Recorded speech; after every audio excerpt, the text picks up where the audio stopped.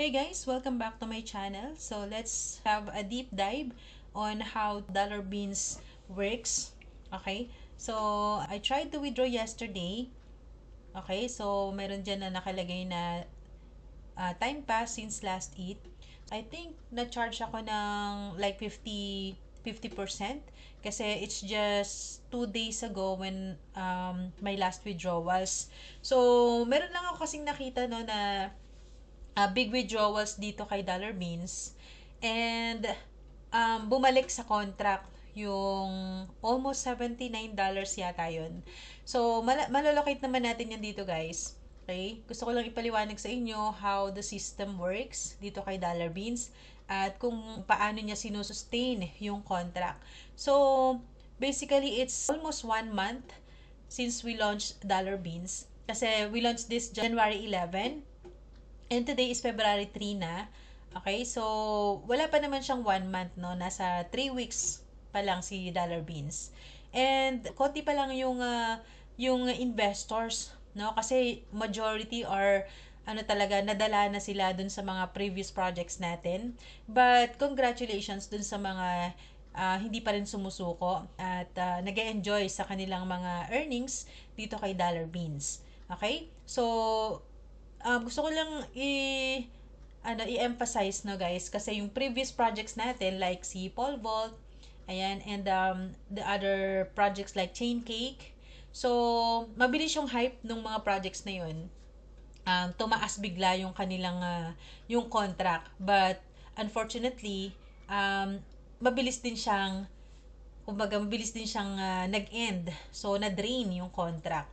Okay? But good news with Dollar Beans, ayan, kahit kokonti pa lang yung ating mga investors, pero nasusustain niya yung contract. Okay? Yung pinakamataas na nakita ko dito is nasa 500 plus USDT. And syempre, yung mga, since we're on third week na, okay, may mga nagwi-withdraw, 'di ba? So, tingnan natin guys kung paano siya magiging sustainable. But of course, is 100% guaranteed. But sabi ko nga, since this project is this is my passion, okay, I'm just happy to see this one na nag-work siya and people are making money, passive income. So, I will try my best to support the contract. Okay, kahit wala na tayong kikitain dito, no? Basta magtagal lang siya. Okay, kasi gusto ko rin namang makabawi yung ating team, yung ating mga supporters, yan, mga 100% all-out support sa ating mga projects. Okay? But again, this is the passive income. When it comes to passive income, si Dollar Beans na lang yung ating wino-workout. So, yung mga previous developers na I've worked before, they are reaching out, pero sabi ko nga, I'm no longer working on other projects, especially ROI projects like this, kasi meron na tayong Dollar Beans. Okay, so kaysa mahati pa yung ating time sa mga other projects na yan, dito na lang ako magko-concentrate. So at least magawa natin yung ating best para masustain itong contract. Okay, so paano ba natin malolocate yung ating contract, no? So nandito sa baba, so pwede nating i-click yan para makita natin at ma-monitor kung ano na ba yung status ng contract. So, dito rin natin makikita yung sinasabi ko na withdrawals. Ayan, klipin muna natin yung contract. This is 100% exact match. Ayan, 100% exact match. And meron siyang green check dyan. Okay, so it's 100% verified smart contract. Okay, so dito makikita natin kasi this is BNB. So, ibig sabihin, OPBNB pala guys. So, ibig sabihin, ang transactions lang dito is yung mga gas fee. So, dito sa transactions, pag chinek natin dito guys, ayan. So, it means active yung contract. Ayan. Yun nga lang, konti lang no yung ating mga investors pa. Hindi pa to nakikita ng iba. Okay? So, guys, consider Dollar Beans. This is a great project. Do your own research. But then, for me, ito na yung aking pinaka the best na ROI platform or project. Alright, so ayan, mga nagbe-bake. So, bake means compounding. So, nagko-compounding sila. Yung it means withdrawals. Okay? And yeah, ayan, mga nagbe-bake sila, nagko-compounding, no? So ito yung last withdrawals, that's 19 hours ago. I-locate natin. Okay, ito. So I think this one, sige, try natin.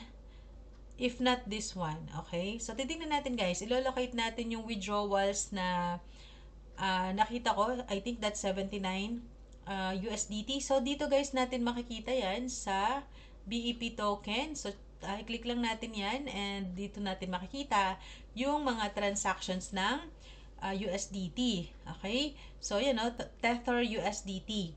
So let's see here. Ayan, 1 token. Okay, so ayan siya. Ito yung laman ng contract, guys, 'di ba? So dito 'yon, dito niyo makikita 'yan pag nagpunta kayo sa contract ni Dollar Beans and then puntahan niyo lang itong ayan, BEP20 token. Okay, tapos may nakalagay diyan 1 token at makikita na natin ito yung balance niya. Okay? So kinlik ko lang siya, guys. So i-back muna natin and dito natin malolocate ayan. So ito yung mga value, ayan, hanapin natin yung, ito guys, so, this is in, so it means it's a additional investment. So, ito yung nakita ko guys, no, ito yung withdrawals. Siguro, some of you withdraw their earnings, okay, and unfortunately, huwag kayong malungkot, no, kasi ang pumasok lang sa inyong wallet, maybe it's, I don't know guys, but, let's try to locate kung nasaan yon. So, ayan. Napaka-transparent. Ayan. So, nakita ko lang kasi yung 70 plus na withdrawals na yan. So, sa page 1 lang tayo. Ito guys. So, yung in na to is because of the withdrawals na 79. Ayan. So, ito yung withdrawals, no? Immediately, binalik. Okay, binalik dito sa contract. So, yung out, it means ito yung mga withdrawals ng mga ayan, ng mga members natin or mga investors. So, maraming nagwi-withdraw, no? Maraming nagwi-withdraw. And again, kung ayaw nyong matax, kasi nandito naman yan sa mismong Dollar Beans, nakalagay dito, no? Na meron siyang tax. And all of my video uploads, ayan, explain ko sa inyo, binreakdown natin, tinest natin yung system dun sa mga accounts na create ko dito. Okay? So, I have $40 account and an $80 account, which is this one, $80. Ayan. And meron akong, sige, pakita natin yung $40 account ko dito. So, ito yung $40. Ayan, ko-connect lang natin. Alright, so, yeah, nag-add ako ng 20. So, 60 na siya ngayon. And ito yung total beans so far. Okay? And last withdrawal ko is 1 day ago. Alright? So, ito guys, since this is $60 already, tapos ito yung naging value ng beans ko. And we all know, lagi nyo i-compute lang guys, yung 10,000 beans is equivalent to 1 USDT. So, ito na yung earnings ko ngayon. Yan, how much is this? 105,196. So, it means there's $10.05 na nandito. So, if I withdraw this one, okay, pag withdraw ko to guys, I think matcha-charge tayo kasi there's only 1 day na nakalipas since my last withdrawals. So, ang withdrawals guys is, ayan nga, 69% tax, okay, plus 5% yan. So, malaki talaga. But, ang good news doon is, yung withdrawals natin na yun, 'di ba? So yung 75% na 'yan, okay? Approximately, sabihin na lang natin 75%. 'Yun ay bumabalik dito sa contract. Okay? So that means parang dinodonate lang natin yung other part of our earnings kasi malaki talaga, guys. Sipin niyo 'yan, no? From 3.5% up to 6.5%, 'di ba? So kapag ganyan talaga ang nangyari, yan yung ipapa-earn natin sa bawat members or investors, talagang magsasuffer yung contract. Mabilis tong madidrain. But since there is a smart system na meron si Dollar Beans, katulad nga yan, di ba?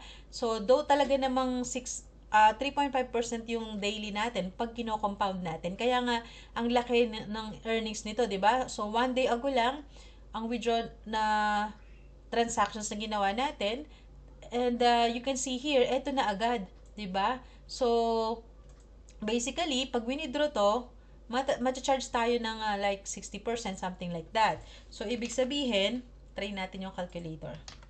So, ibig sabihin, part of our earnings, so sabihin na natin 105,196.724. Divide natin to sa 10,000. Okay? Kasi yan yung 1 USDT. So, $10, $10.5 yung expected natin, no? So, kapag ginawa natin is ni-rebake natin yan, buong 10.5 dadagdag dito sa beans natin. So, anong great news doon? Maraming miners. So, mas maraming ma-earn or ma-generate na USDT. Okay? But, if we withdraw this, alright? So, i-minus natin yung like 70%, 69%. Sabihin natin 69%. So, instead of $10, okay? So, ito yung babawas 7.2. So, ibig sabihin nun, ang magiging papasok sa wallet natin is like 2.25 or 3.26. Sige, subukan natin, no? Subukan natin i-withdraw to. And let's see kung ano talaga yung magiging amount ng withdrawals natin. So, 1 day and 7 hours. So, sabihin na natin 1 day pa lang yung nakalipas. Okay? So, I have, this one, I have 10.5 USDT equivalent, no, na earnings dito. So, tingnan natin. Tingnan natin kung magkano yung mawi-withdraw. Before we withdraw this, tignan muna natin yung balance. Okay? So, ayan. Meron akong, hold on. So, kailangan ko yung yung USDT wallet address. USDT contract. So, balikan natin si USDT. Let's copy this. Okay? Ayan yung contract address ni USDT. So, balikan natin yung account ko, which is this one. And ayun. So, zero guys ha. Meron na tayong USDT dito na zero balance. Okay? So, sige, subukan natin i-withdraw. Okay? Gas fee lang naman yan. And I have enough BNB here for the gas fee. So, tingnan natin. Okay? Ayan. Let's eat beans. This is withdraw. And look at the, ayan, how much is my, tama ba yung account? So, kailangan natin i-confirm lagi, no? Yung, ayan. Okay, this is my account. So, let's confirm first. And, so, click ulit natin yung withdraw. Hold on. I think pumasok siya, but let me check. Okay, pumasok na pala siya, guys. So, cancel natin to. And then, connect and reconnect natin para mas mabilis. Okay, tingnan natin. Pag nagbawas yung beans, it means pumasok na yung withdrawals. Let's connect again. Okay. Ayan, so, pumasok yung withdrawals. And let's see, ayan, nag-0-0 na yung ating countdown timer dito or yung ating withdrawal timer. So, let's see my tokens now. Alright, so, ayun, 2.005 USDT. So, instead of 10 USDT, ayan, mali pala yung computation ko. Kasi, 69% lang, plus 5%. So, subukan natin, minus 5%. Tingnan natin kung tama ba to. Okay, I don't think na tama yung ginagawa ko sa computation. But, again, yun, matatax tayo ng malaki kapag frequent withdrawals. Katulad na nakita natin dito, no? Instead of $10 yun, okay, naging $2 lang yung na-withdraw ko. Alright? Kasi, the other amount, ayan, nabawasan to, di ba? The other amount went to, tingnan natin dito sa transaction. And let's refresh. Okay, naka-USDT pala to. So, we need to locate ito yung ating contract. So, ayan. So, ito guys, ayun, yung 8 USDT ay napunta sa, ito yung babalik, no? Ito yung babalik sa contract. Okay? And, ito yung mga charges. Tingnan natin yun. Ayan, 1 minute ago, 1 minute ago. So, there are only 1, 2, 3, 4 wallets. Okay? 4 wallets wherein only few percentage lang. Okay? So, eto, tulad nito, ang napunta lang dito, no, is 0.34, 0.10, and then 0.05. So, ito guys, yung, kung i-compare natin to sa Polcash, nako guys, malulula kayo kasi ang charge ng Polcash is mayroong 4%, 2%. But this one guys, look at that. Sobrang liit, no? Ito yung, this is my wallet. One of this is my wallet. 3EF. Okay, this is my wallet. So, yun lang yung earnings ko guys. Ito lang. Okay? And then, this wallet is for the dev who created this. Binigyan ko lang siya ng, ito yata yun. Ito yung sa kanya. Okay? Ayan, hinahati lang yung 1% or I think 2%. Pinaghahati-hatian ng tatlong wallet. Look at that. 'Di ba? When you compare this to Polcash, naku, malaki yung kaltas nun sa contract. Tapos, ang great news dito, yung pinakamalaki, which is yung 69%, ito yung tax, ito yung babalik sa contract. Okay? So, ayun, basta siguro in a few minutes, babalik na siya dito. Alright? So, yun yung good news dito, guys, kay Dollar Beans. Okay? Hindi siya greedy. So, mas masusustain yung contract. So, yun, dun yung nag-work, guys. So, pwede nyo i-track yan. Katulad dito, no, nandito naman. So, ayan. 'Di ba? Ayan, yung maliliit na withdrawals na to. Ayan. So, makikita nyo, guys, yung in. So, ibig sabihin ng in, ito yung mga investment na pumapasok. Out, this is withdrawals. Okay? Ayan. Yung mga out na yan, this is withdrawals. So, mas maraming nagwi-withdraw, but still, nasusustain pa rin yung contract. Katulad nito, ito yung pinakamalaki kong nakita na withdrawals a day ago. Pero ang na-receive lang ng tao na to, or ng investor na to is, I don't think kung magkano, no? Hindi ko lang alam. So, pwede kayong mag-comment kung sino man yung nag-withdraw. And, na-donate nyo yun. Okay? Bumalik sa contract is yung 71. Alright? Ayan. So, in, 'di ba? Bumalik yan sa contract.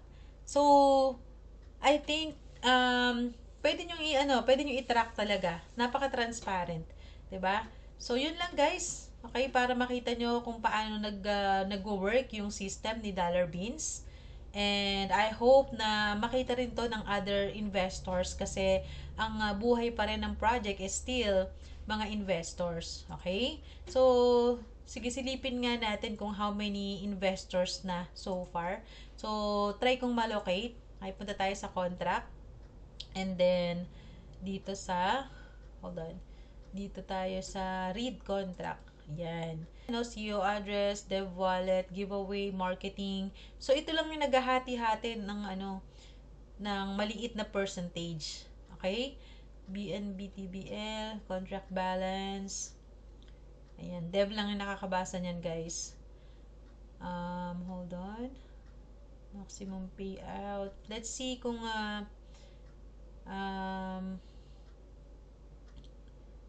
total bakers. Ayan, so tingnan natin. Ayan guys, so total bakers, there's only 15. 'Di ba? 15 users pa lang ang 15 investors. So it means nasusustain pa rin, no, yung contract kahit konti lang yung nag-invest, 'di ba? So hopefully makita to guys ng other investors. Okay, kasi maganda yung system niya. Mas gusto ko yung system niya.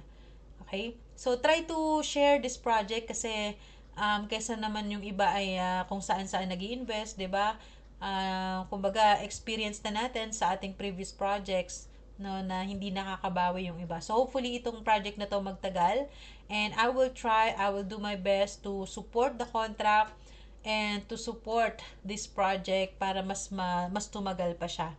Alright, so that's all my update with Dollar Beans. And before I end this video, by the way guys, ito nga pala yung aking daughter's YouTube channel from 191 subscribers, now at 1.3k subscribers.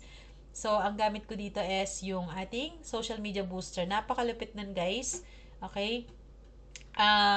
Pwede nyong magamit yan, no, sa pagpapalago ng inyong YouTube channel or other social media accounts. Okay, lalo na sa mga nagsisimula pa lang, 'di ba? It's a big help. Katulad niyan, itong upload na to, guys, no, because of the booster na ginawa natin, dumami subscribers, dumami din yung views compare sa mga previous na uploads natin dito sa account ng aking daughter, 'di ba? So, 'yun, i-share nyo rin yung Trend with Threads para dun sa mga gustong lumago yung inyong channel ng organically, okay? So, it's not like the other social boosters na parang bot or mga ano lang, no? Yung kanilang booster. So, hindi siya real views, hindi siya real subscribers.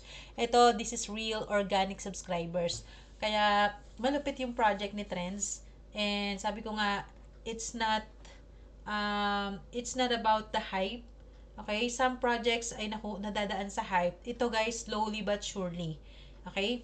So, parang ano siya, kumbaga parang underrated projects. So, hoping na makita to ng ibang investors. Okay? One step at a time. I know makikita pa rin to ng other ng community natin, yung significance ng project. So, yeah, that's all my update for now. And let's keep in touch. At sana magstay kayo sa channel. And I hope na i-support nyo yung next projects natin. Kasi dito, maiwasan nating ma-scam pa.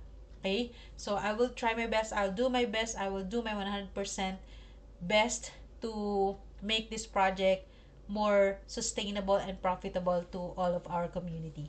So, again, this is Baby Snow. Thank you so much for watching and happy earnings, everyone. Bye-bye.